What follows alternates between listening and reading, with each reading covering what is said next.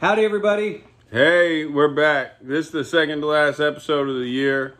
It's been 5 whole days, but we got to round this up because we got to do our best of. But people keep still putting out stuff. Everyone put out something, right? But not only that, I feel like they're ending the year on a high note. A lot of these bands, they've been saving up for some really good shit to release, and they're making our choices really difficult for the top 20. Yeah, Sean was saying we might have to expand top 20 to top 25, but we will see because that's coming up. So I've been thinking about it, but yeah, I've got it loose in my head, but there's certain things I don't, you know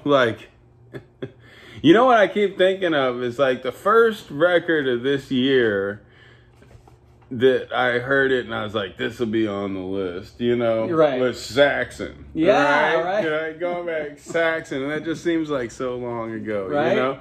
But I keep thinking that it's every time I hear a new great record, I'm like, is there still room for Saxon? I gotta go back because it's now that, and plus some of the things, if they come out if it came out recently, October, November, then it's fresh to me and I'm still really psyched about it the first time around. I don't have to go remind myself about it. That's how I feel about when I watch award shows. I was like, God damn, those movies that were able to sneak in those, have those premieres towards the end of the year, closer to the Oscars, it's almost a newness bias in a way. Yeah, I feel like October's the big, if you feel what you're putting out is really strong, then, and you want to be contender for all that stuff. 3 of these records that we're reviewing tonight out of the 5 are released on November 25th. Isn't that funny? Oh, really? Yeah. So, but I think most of them were released in November. But one of these bands is their second album this year. Oh, yeah, that's right. Did we do the first one? No, we did not. It got past me. Yeah. Anyway, so we're going to start. Where do we start? Let's do, you want to do Xentrix? Yeah. All right, Xentrix. From Lancashire in England, the northwest of England. Thrash veterans, Xentrix. I wasn't really aware of this guy. Look at this cover art. The 7 Words by Xentrix. This is their 6th studio album. These guys are some old rockers. When did they start? Xentrix started in 1984, and from 84 to 88, they were called Sweet Vengeance. Then they rebranded to Xentrix in 1988. Xentrix. Okay, what band does this make you think of when you listen to it? It's thrash metal. I don't know. Dude, straight up Metallica or Anthrax. Okay, yeah. I mean, straight up. You can tell they jumped out of that era.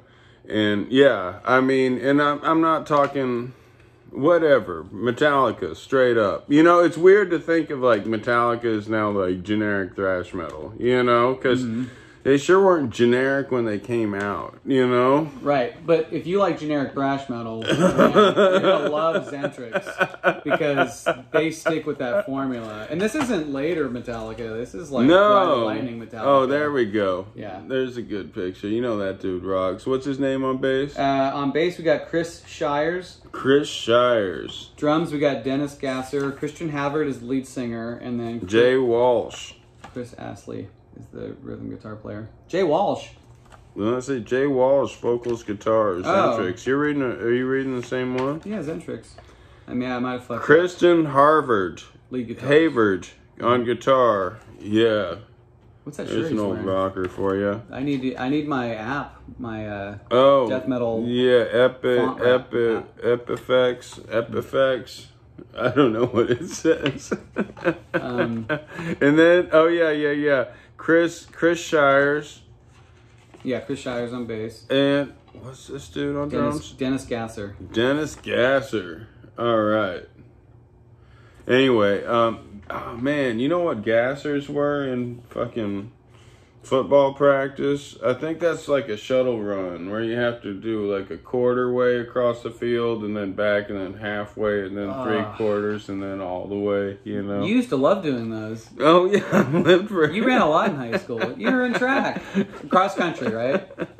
I did run cross country, but at that school you had to be on a team of some kind. Well, I bet you Xentrix still runs cross country because these guys don't Gasser, quit. Yeah. He's in shape, Yeah. There we go. Yeah. No. So behind the So yeah, this is a straight up thrash record, and the quality's pretty good. I mean, there's no new ground broken. It's on par. I don't know. I really like the recent Anthrax stuff. I have not heard the new Metallica. I thought the last Metallica album, I liked it, although I thought the songs were a bit long. Like, there's like 8-minute songs that should have been 5.5-minute songs, Yeah. Like, who's writing this? Anyway. Xentrix. Yeah, Xentrix. Yeah, dude, I mean, if these guys opened for Metallica, you'd be fucking stoked. That's true. Listen, while I was listening to this, it dawned on me, that these are like silly thrash lyrics, and almost it sounds a little hokey at times. But then, like you said, it's really... You have to really take into consideration that these guys are using that formula from 1989. Oh, they fit right in. Yeah. And if you put yourself... Like, I appreciate it for that, right? Like, this is the predecessor to everything we've got now, and they've stuck with that. And they end with a Alice Cooper cover of $1 Billion Babies, Yeah, like, it's a great cover. I think Megadeth would have done that too, Yeah. They... No, these guys are... This is an enjoyable album. There's no new ground broken on this, but it sounds great, and it was entertaining. I've listened to it all the way through like 5 or 6 times, and I'll fucking put it on and rock out to it. I don't know if I have like a favorite song on this. I do. What is it? It's The Altar of Nothing. Altar of Nothing. Okay. It starts off with a really cool riff and a lot of different changes. It's pretty dynamic. Yeah. Do you know the odd controversy around Xentrix in 1990? No. What is this? In 1990, Xentrix did a cover of Ray Parker Jr.'s Ghostbusters theme. It's on their second EP. And the original artwork that they had for it was an unauthorized Ghostbusters logo, but instead the ghost was flicking the V sign like this. Oh, that's the British fuck you. They got it, and they got in trouble, and they had to re-release it with a different cover. But I must tell you, go and listen to Xentrix cover of Ghostbusters, because it's fucking really fun. It's awesome. Yeah, it's really awesome. Good. Yeah, I was like, oh no. You know what's the best cover I've ever seen in Ghostbusters? Mm-hmm. Austin Symphony. Really? Yeah, they did a night. They did 2 Pops performances. One was all music from superhero movies, and the other was all largely like Harry Potter music. Mm-hmm. But they were both awesome. I mean, so cool. I swear, like a Danny Elfman theme from Spider-Man 2. Like, you can't remember how it goes, but when you see the full orchestra playing it, it sounds incredible. Wow. But that was their encore was Ghostbusters. It was not on the program, but anyway, I do want to hear Xentrix doing Ghostbusters. Yeah, it's good. I recommend it. But this is, again, like you said, Toby, they're not breaking any ground here. These, whatever. They're all really talented musicians, and they are. It sounds great. It's man, if you want some traditional thrash metal done 80s style, with that production, it's awesome. Yeah. Anyway, but yeah, I'd go see them. Probably won't be on my year-end list, but totally enjoyable. It'll be on your rear-end It'll list. Never leave my collection. I will probably throw this on every blue moon. All right. Wait, they have one video for this record. It's the title track, 7 Words. 7. That's a good song. It is. And I was trying to figure out what the 7 words were. And because didn't George Carlin have like a routine about? I mean, didn't he like? Of course he did. It's his famous routine about the 7 words you can't say on TV. But that's not what this is about. I'm gonna read this right. 7 Words by Xentrix. Another system released. Unrolled, controlled, unpoliced. The latest mess incomplete. Wait the next move, all is pointless. Another system united, devolved, annulled, and defied. These words of lasting goodbye. It's not for me. It's not for me. Say it for the lost. Say it for the riposte. Oh, that's right. Say it for the reckoning. Scream it for the final warning. Save your words no more. Not one for it's one for one. Say it for the worst. You know that it's yet to come. In the words of war, the end of this has just begun. 7 words. No love last. Bring me the chaos. Oh yeah, so the 7 words are the end of this has just begun, and no love lost. Bring me the chaos. Ah, okay, that's 14 words. Well, wait a minute. Both. I know. Okay, it's 2 verses of 7 words each. Hey, it should have been called 7 words squared. That would have made 49 words. Anyway, yeah. Okay, and then here's these other 7 words are. Do you help your world fall apart? And don't cry for me, I'm not falling. Okay. Whatever. These aren't the best lyrics, right? Yeah, again, they're silly lyrics. Man, you know who had great lyrics? It's fucking George Carlin. Exhumed. Oh, yeah. Defecated? Defecated! Exhumed does have... These kind of flow with the music, you know? All right. So Xentrix, check them out. Xentrix. They aight. They aight. I check them out. All right. So now we're going to go to Sweden, huh? Okay. Yeah, we're going to go to Sweden. For a little... Carnal Savagery. Carnal Savagery. Worm Eaten. These guys are from Gothenburg, Västra Götaland, Sweden. Yeah, Swedish death metal. Carnal Savagery. I listened to this one quite a bit. I did too, man. This is their 2nd album this year. This is their 4th album overall. Gigi Allen's in the band. Yeah, right. They're a 2-piece. The guy on the right in the hat and sunglasses does everything, and the guy on the left is the singer. Let's see, their names are Mikael Lindgren and Matthias Lilja sings. Anyway, yeah. So this is some death metal. It's nasty death metal. It is some nasty death metal, and it's there is also no new ground broken on this. I found it plenty entertaining. Yeah. Let's see, songs I liked on this. God, this is you know what? This kind of like almost death and roll. Like I'm hearing overtone, like Entombed. It was a little. I was expecting more straight up death metal. And it's a little rock and roll and classic metal influences. You know what I hear in this? A little bit of Rainbow. Deicide, yeah. But it's like one of those, sometimes behind that I'm hearing, what I'm hearing behind Deicide is Rainbow. Yeah. You know? It's like, Mantras. Yes, This is their, so Carnal Savagery. This is their 4th studio record. They formed in 2017. They're on Moribund Records. Listen, I have a favorite song in this, and it's not because of the music, it's because of the title of the song. Is it Edible Cranium? No, but that was my second choice. I was going to put that. I do like that song. I do like Edible Cranium. No, it's actually Return of the Rotten Dead. Oh, yeah. Which is a fun song. They're fun lyrics. That's why I think they're a little... like kind of almost like obituary lyrics, you know. They're nasty, you know. They're carnal savagery. Disemboweled, baptized and mutilated innards. Baptized and mutilated innards, slaughtered that feeble priest. Let him died on bleeding knees at the altar of filth and lies.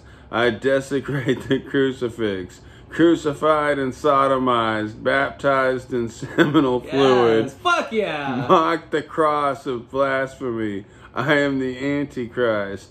Boiled the preacher's flesh in a stew. All disciples were boiled alive. A sea of vomit and screaming souls eating innards from the corpse of Christ, baptized in mutilated innards. Dude, those are fantastic lyrics, man. I dig that a lot. In fact, I like that song better with you just reading it than the actual song itself. No, they're not that bad. They're actually pretty fun. But that I really enjoy hearing you read that. They have a few videos. They have some pretty cool videos. One is Return of the Rotten Dead. The other one is Baptized in Mutilated Innards. Yeah, man. Yeah. Nasty, greasy death metal. It's some traditional death Brutish, metal. yeah. Kind of rock and rollish. And carnal savagery, worm eating. Sorry, guys, they're not on tour. You probably know already if you're into this, right? Yeah. It's carnal savagery, worm eating. Another one for Toby's year-end bottom 20. It's not. It won't be bottom 20. There's some stuff. We could do a bottom 20, and it's gonna be stuff that we didn't talk about. Yeah. You know, it was like Sean was like, "Oh, we can't."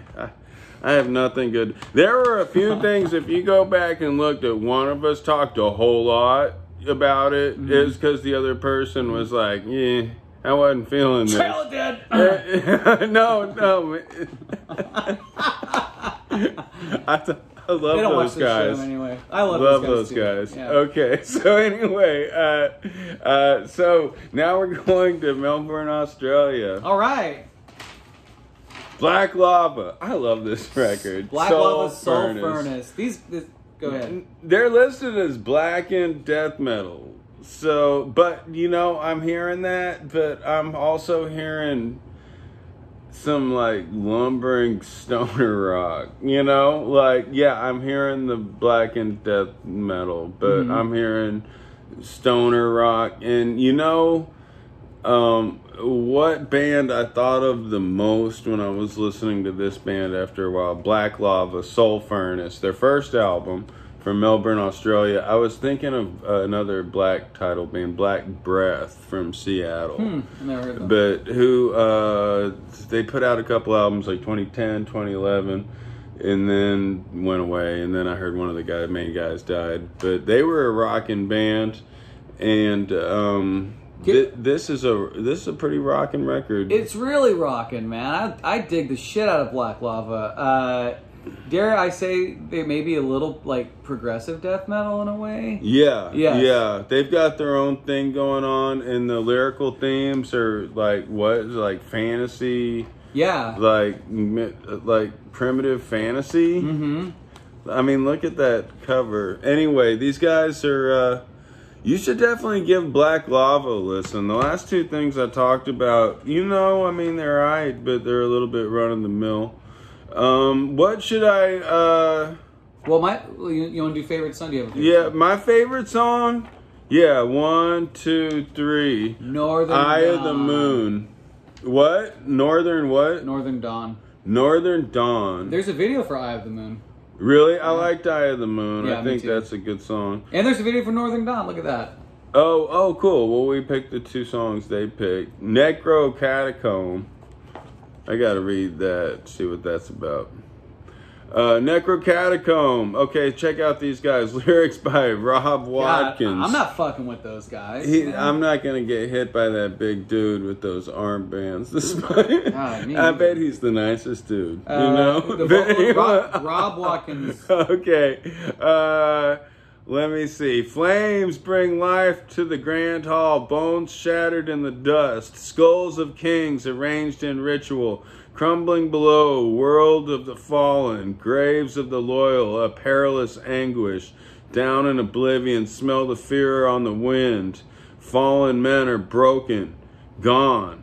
A sunless abyss lay in wait, honored tombs buried in time, the darkest lair, what remains never to rise, fall and decay. That's pretty good. Yeah, General, it allows you to use your imagination. Dude, it's got chunky riffs, it's got just heavy, chunky guitar tone, I'm hearing, like I said, Black Breath, some of the stoner rock bands, and some of the 90s stuff, like Unsane a little bit, you know? Like, what do you call that, alternative metal, you know? Yeah, Tim Anderson on bass. Look, Ben Boyle, guitar, Rob Watkins, vocals, Dan Preslin, drums. Another death metal band. Everyone has long hair except for the drummer. He's got some short hair. Yeah, like, okay, not in a, like... You know how, like, Helmet's having a resurgence? These guys don't sound like Helmet, but, like, I'm hearing these guys look old enough to where, like, I'm hearing the 90s thing going on. And here's the crazy thing. They were formed in 2020 during Australia's lockdown. And this is their first album. First album. And I think it's a fantastic It's really good. LP. It's a good album, and I think all fans of heavy music should check out Black Lava Soul Furnace. It's really promising, and I can't wait to see what else these guys do and rock out to this. And honestly, I haven't fully digested this record yet. It's on Season of Mist. They have a pretty good track record with me of putting out stuff I like. So, making Melbourne, Australia proud. Okay, now we are going to Worcester, Massachusetts for High Command. Eclipse of the Dual Moons. It's a great fucking thrash metal record. Almost like little crossover almost in here. And is there a band that you mostly thought of when you were listening to High Command? Slayer. Okay. Exodus, yeah. Okay. I'm thinking Exodus. The singer to me has the same vocal quality as Steve Zetro Souza from Exodus, and there's a thrash thing going on. Yeah, as I said, it's a little crossover and a little like classic rock. I'm hearing. I hear Dio. Yeah, that's another thing. Like I was saying about these other guys, like besides like the real obvious influence, like you can't hide the fucking You listen to that Live Rainbow album too many times, you know? Like, no, that's awesome. So, of the heavy albums of this week, I think the Black Lava's got more of an alternative 90s heaviness going on, and this has got a 80s vibe. So you listened to this album more than I did. High Command, Eclipse of the Dual Moons. What are your thoughts on it? Man, I think it's brutal. It's a lot of fun. I hear dual guitars similar to like Kerry King, Jeff Hanneman type of back and forth dueling guitars, and they do a really good job.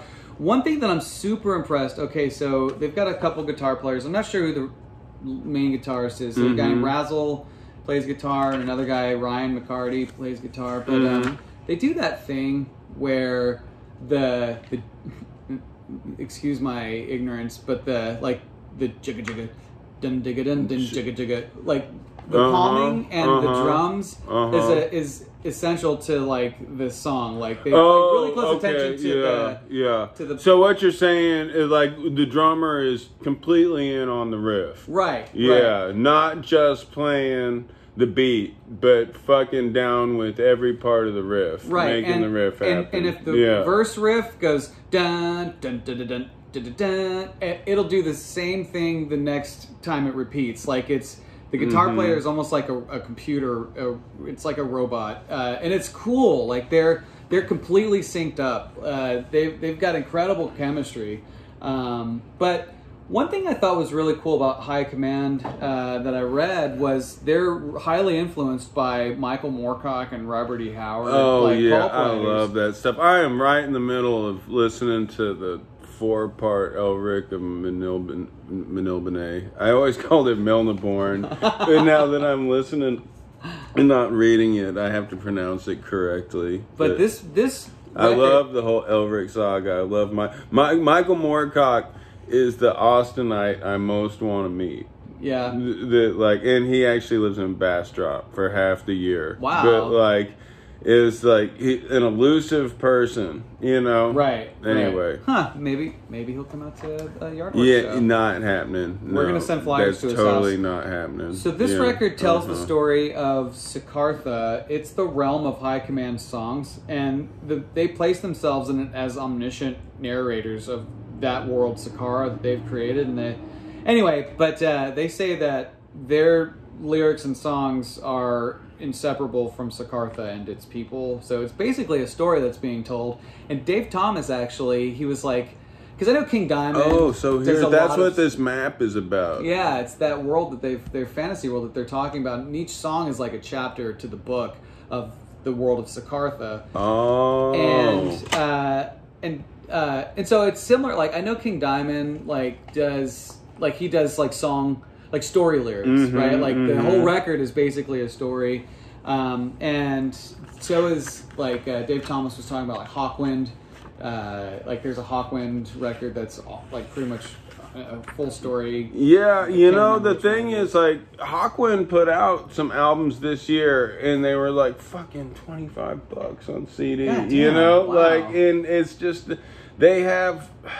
I've got a few Hawkwind albums from the 70s, but they have never stopped. But, like, you will pay, Right. And I would love to get into the full Hawkwind catalog, but, oh my God, it's extensive. And, Michael Moorcock wrote songs for Hawkwind. He also wrote Black Blade for Blue Oyster Cult. I'm going to download all of the Hawkwind albums to CD from Spotify and give them to you. Yeah, these guys are fun. Again, I hear Jeff Walker and the singer a little bit. I know I use Jeff Walker way too much to compare from Carcass. From Carcass, but I hear that a little bit in his vocals. Each song on this record clocks in at almost 6 minutes long. Like, they've got long songs, but they're fun. I think they live at this giant castle fortress. Fuck yeah, you would think so, because check out their music videos. They're badass. Yeah. I'm sorry, not their. Wait a minute, I'm thinking of a different... No, sorry, I want to back up and say, check out Black Lava's fucking videos. Oh, they have videos? They're kick-ass. It's like them playing on the cliffs of fucking Australia, and then they're holding seances and doing rituals in the forest. But I gotta say, though, that for High Command, they do have the full record on YouTube, and then they have a few lyrics videos also. High Command is totally fun. Dude, so good. What's your favorite song? I don't know, but I do like Imposing Hammers of Cold Sorcery. Yeah. I like Fortified by Bloodshed. It's a great song. Yeah. Dude, what was that other band that had that album called Traveler about the whole role-playing game? I'll think of their name in a sec. They're from the Bay Area. They're kind of underappreciated metal band. High Command. Yeah, I can't say enough nice things about these two. All metal fans out there, check out these two records, fucking Black Lava and High Command. But, oh my God, I got a fucking local release today in the mail that just blew my fucking socks off, Oh my God. And a little bit of hype on this band because they were on the cover of the Chronicle, but Pleasure Venom, Rebirth, Return. Holy fucking shit. Oh my God. I couldn't, is what I'm hearing really that cool? Man. Like, oh my God. Oh my God. Yeah, these... Jesus. I'm so pleased that Pleasure Venom is from Austin. Man, I'm so pleased. I feel bad that I've slept on this band and that I've never seen them live. I've been aware of their presence. And they've been around a few years, and this is their second album. And I didn't know, what to expect. And we know now. Oh my God! Now we know. What a good record! And seriously, I've had this album for 5 hours, And so I know I like the song Acidity a lot. Yeah. I like Peril, yeah. Behind Their Eyes, the opening is really good. Yeah. Severed Ties. How would you describe their sound? Okay, so here's what I was thinking of. One of I think the most it's a punk record. You make that clear in the first place. A noisy, arty punk record. And the band it most reminds me of is the Red Ants. I'm gonna have to say one of my favorite records of the '90s is Ghetto Blaster by the Red Ants. I've got a signed copy of it by everyone. Oh, cool! And this has that sound, and it's like chaotic and melodic at the same time. And I'm initially really impressed by all the guitar settings. I don't know what kind of fucking pedals, like, but it's just it seems like there's a lot of good sounds. Like, oh my god, it sounds like they spent a lot of time, getting the parts sounding just right. And I agree. I am just getting into this. Like, I mean, so I can't wait to listen to it there again. were some records that... Can we finish this up so I can listen to it? Yeah. There were some records we were supposed to talk about that we didn't really talk about. They weren't all that. And then this afternoon I got this and I was like, hey, Sean, check out Pleasure Venom. We got to talk about this. Because also it's the end of the year and this has to be included, Yeah. So anyway, sorry, Pleasure Venom, that I haven't been at all your shows, because this is awesome. Yeah. Like, this is so impressive. Yeah. Like, I can't say enough nice things about Rebirth Return by Pleasure Venom. It's noisy, it's punk rock, it's got great singing, female vocals, Audrey Campbell, Thomas Vowles, Chase Dungan, and Jordan Emmert. Okay, so I know two of these people, Audrey and one of them, are on the first record, and I think they had some lineup switches. So, I mean, I'll go back and check out the first one. I think there's a guy I used to chat with online who I think was in the band, but he's not in the band anymore. So I don't know any of these people at all. But I don't think I do. But, oh my God. This is, I mean, local release of the year, Yeah. I mean, easily. Easy, dude. Yeah, so, I mean, there was some good stuff this year, but oh my God, this whole album is a mind blower. I don't know. Can't say enough nice things about Pleasure Venom, Rebirth, Return. This is the album that I think most of my friends would like, that they should check out. Not everyone I know is a metal fan, but if you are, you should check out these two. But man, making Austin proud. Holy fucking shit. Like, I had a whole day of just listening to death metal and thrash, Yeah. And then, like Toby said, we had like 4 other records that we were thinking about doing today, and like, as soon as he sent me this, I was like, dude, like, nothing touches this. Yeah. I mean, and again, I'm sorry, Pleasure Venom. Like, yeah, I missed out, and I can't believe y'all have been together for. This is your, like, they put out a lot of stuff, but I can't wait to get to see them live. Like, I can't wait for their next show. I was trying to figure out when their next show is. It didn't look like they had any, but. Can I just, what this, like... What does it make you think of? Before I knew they were from Austin, and that's how stupid I am. Did you think they were from D.C.? I thought they were part of the new Australian punk rock wave that's so kick-ass. Like, Amel and the Sniffers and fucking, Chats, man. Yeah, like, it's such... like original sounding, like fun stuff, man. Yeah. And I gotta just really credit Chase Dungan, the guitar player, man, and Audrey Campbell. She's incredible. The singing is spectacular and really brings it. But like I said, there's a lot of great guitar tones on here, and I'm like, what the fuck pedal configuration is going on here? They sound like they could. They're too fun and punk to be on Discord, but that guitar player, like, it just reminded me of, like, oh, this band, like, they are melodic enough, and they inventive guitar playing along the, like, I don't, Fugazi is a tired comparison. No. Yes. And I find them kind of plotting at times, but the inventive guitar playing, kind of.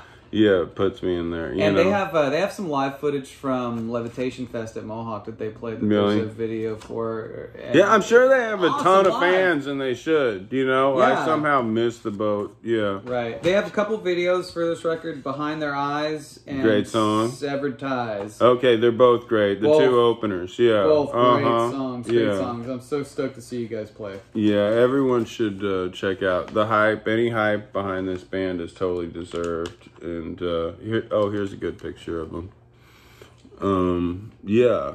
They're on Wolf Shield Records. I don't know what that is. I don't either. Anything about that. But there's apparently a Wolf Shield Ranch. I'm gonna have to talk to one of the Pleasure Venom members to figure out what that is, because they recorded at Pleasure.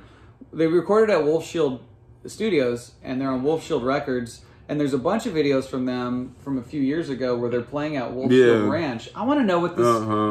I need in on Wolf Shield. What is this? I feel totally lost, but I'm like just now getting hip to something really cool. I thought I was hip, and I'm an old fart. This is the end of the year. We should have done everything about Austin punk rock. But they had it right up in the Chronicle. They were on the cover the week before last. Yeah, 3 weeks ago. It was great. And again, when I read that, I was like, Pleasure who? Like, what? No, I'd seen the name. I just hadn't caught them yet, I kept meaning to, But the quality of this record and, just the like you said, almost the experimentation that they're using on, like, the guitars and the it's just, man. We'll definitely be talking about this on our next episode when we recap the year. Because this is out of everything here, I'm the most stoked about this. Yeah, and I'm so happy they live in Austin. I was like I said, I was like, damn, they're from Australia, or but no, they were like here in our backyard. You so could have cool. seen them fucking 100 times over. Yeah, and I feel bad because I've missed them every time now, but not in 2023. My gosh, Toby and I will be there. Yeah, they're probably gonna throw in the towel. Just like what was it? Shit Stormtrooper. Shit Stormtrooper. Yeah, don't pull a shit Stormtrooper. Yeah. Never get to see them play. And I was kind of stoked about Shit Stormtrooper because I was like, Texas band, maybe, but no. But Pleasure Venom, thank you for doing that and making yourselves available. Return. All right. Well, we'll be back next week. We are coming back after Christmas. We've got a lot of homework to do. Have a great Christmas. Yes. And we will be back in that week to recap the year, and that's challenging. Yeah, because there's so much. I think it's like 170 records that we've reviewed this year. So I got to narrow it down from like 40. And then when I bring it down, like there's some things that definitely be in there, and I mean, and part of it's like, it's not like I got to go back and like remind myself of this and that, because if it sticks in my mind, if it didn't stick in my mind, there's a reason for that. Yeah. You know what I mean? Right. I could go back and listen to it and be like, it's pretty good. But the truth is, it didn't stick in my mind over time, So, but this will be in my top 20. Oh my God! Yes, no doubt about it. Now this might be this might be in there. Maybe this will definitely be in there. But then I think of stuff like April March. That was so good too. Like Saxon can't include that. Yeah, because that technically came out in 2021. That was a record store day. That was too. record store day 2021. Yeah. So you might want to. I don't know. Don't surprise me, but you might want some backups. Technically, actually, Sean. Yeah, the Clash broke up in 1983. So, Okay. All right. So we're going to play our song. We're going to be out of here. But we will see you next time, and have a good Kwanzaa, Hanukkah, Christmas, or Festivus. Or whatever you do. Sacrificial celebration of some sort. Or if you're in, what's it? Carnal Savagery. Carnal Savagery. Colonel Savagery. Sacrifice a goat. Yeah. Whatever you do. However you like to sacrifice, enjoy. Don't hurt yourself.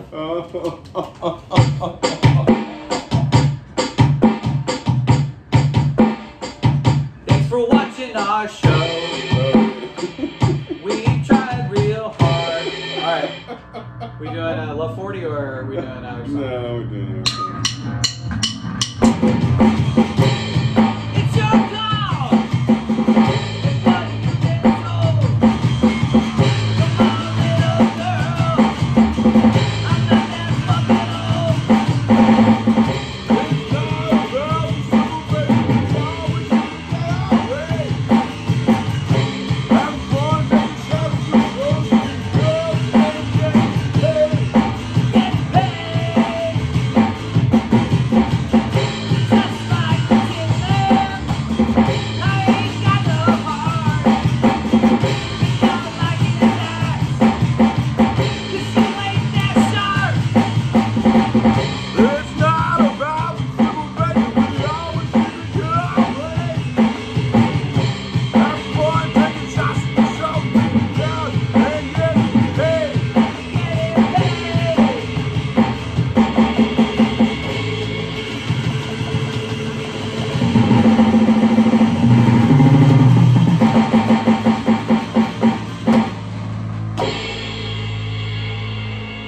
Thank you.